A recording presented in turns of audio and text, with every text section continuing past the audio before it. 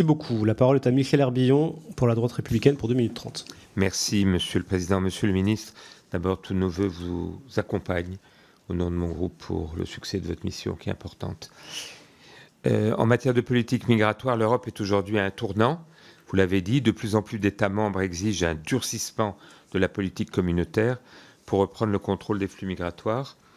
Il n'y a qu'à entendre les dernières déclarations du Premier ministre polonais qui annonce, je cite, « suspendre le droit d'asile pour les migrants arrivant dans son pays via sa frontière avec la Biélorussie ».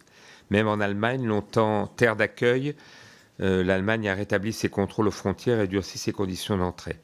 En Conseil européen, ce jeudi 17 octobre, les chefs d'État et de gouvernement de l'Union européenne ont acté le principe d'une accélération de la mise en œuvre du pacte asile-immigration, ainsi qu'un renforcement de la lutte contre l'immigration illégale. Mais au-delà des mots, Monsieur le Ministre, vous le savez, et je sais que vous y êtes attaché, ce sont des actes concrets qu'attendent nos concitoyens européens. Aussi, quel calendrier est envisagé pour accélérer ce processus ? La France soutient-elle l'élaboration d'une nouvelle politique de retour commune, un sujet que le pacte asile et immigration ne couvre pas actuellement ? Ainsi, la France va-t-elle porter l'idée que l'Europe parle d'une seule voix avec les pays de départ qui refusent de reprendre leurs ressortissants entrés illégalement dans nos pays européens ? Car quand la France suspend ses visas, les ressortissants de ces pays contournent l'obstacle en les obtenant par d'autres États. C'est pourquoi il est à nos yeux essentiel que tous les visas européens délivrés soient conditionnés à une vraie coopération des pays tiers en matière migratoire. Deuxième question à propos du Mercosur. Vous en avez parlé, on peut voir que la Commission européenne accélère les travaux pour obtenir un accord commercial avec le bloc sud-américain. On entend que cet accord pourrait être signé lors du prochain G20 au Brésil. Est-ce que ce sujet a été abordé lors du dernier Conseil européen ? Où en est l'état des discussions actuellement ? On entend que la France serait de plus en plus isolée sur ce dossier. Est-ce le cas ? Pouvez-vous nous confirmer que la France maintient son veto contre cet accord qui fait peser en l'état de graves menaces contre notre agriculture, en risquant d'importer des denrées qui ne respectent pas nos propres conditions de production sur le plan environnemental ? Et pouvez-vous affirmer que, quoi qu'il arrive, ce projet d'accord commercial sera bien soumis au vote du Parlement français ? Merci beaucoup, Monsieur le Ministre. T'as vu ça ? Quel talent. Merci, monsieur. Pardon.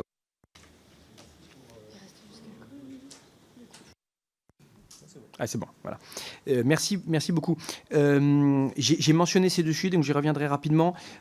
Sur la question migratoire, je partage totalement votre analyse et la priorité que nous partageons au niveau du gouvernement sur la mise en œuvre accélérée du pacte asile-migration. Le calendrier originel parlait de juin 2026. Nous aimerions au moins l'accélérer de 6 mois. Donc nous sommes en train de travailler avec nos partenaires à la faisabilité de cette accélération. Et une fois de plus, que cette accélération se fasse dans l'équilibre initial de ce pacte, ce qui est extrêmement important pour continuer à avoir le soutien de tous les États membres à ce sujet. Mais oui, nous soutenons la révision de la directive retour pour faciliter le retour, l'expulsion de migrants en situation irrégulière sur le territoire européen. Je voudrais d'ailleurs souligner, je ne l'ai pas fait à ce sujet, que nos priorités se reflètent dans la communication récente de la présidente de la Commission européenne, Ursula von der Leyen, sur les questions migratoires, donc l'accélération du pacte asile-immigration, la révision de la directive retour, l'intégration de la maîtrise des migrations dans les politiques externes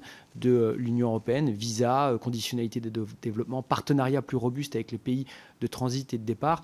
Et à cet égard, donc, nous sommes satisfaits de voir que la Commission européenne en fait aussi une priorité, que ça reflète, encore une fois, le message qui a été porté par la France ces derniers mois. Sur le Mercosur, vraiment, une fois de plus, je vous répète, la fermeté absolue de la France à s'opposer à un accord qui, en l'état, ne respecte pas nos exigences. Vous l'avez dit, sur les questions d'équité commerciale pour nos entreprises, pour nos agriculteurs. Si nous nous imposons des normes, des critères, il n'y a aucune raison que nos partenaires commerciaux ne puissent pas en faire de même, mais aussi, bien sûr, nos exigences sur le plan environnemental, de respect des accords de Paris.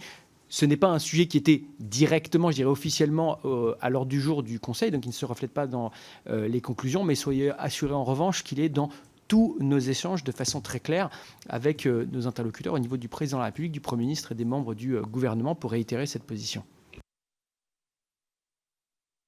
Mais l'un des enjeux aujourd'hui, justement, à ce sujet, c'est qu'on a une opposition de fond, mais on a aussi une opposition sur la façon dont la Commission est en train de le faire et de scinder peut-être la dimension commerciale et la dimension association politique qui contournerait le vote à l'unanimité et qui ne nous paraît pas en adéquation avec le mandat qu'a reçu la Commission à cet égard. Ça fait partie aussi des arguments que l'on fait valoir, aussi bien auprès de la Commission que de nos partenaires européens. Merci beaucoup. La parole est à Benoît Biteau pour le groupe des écologistes.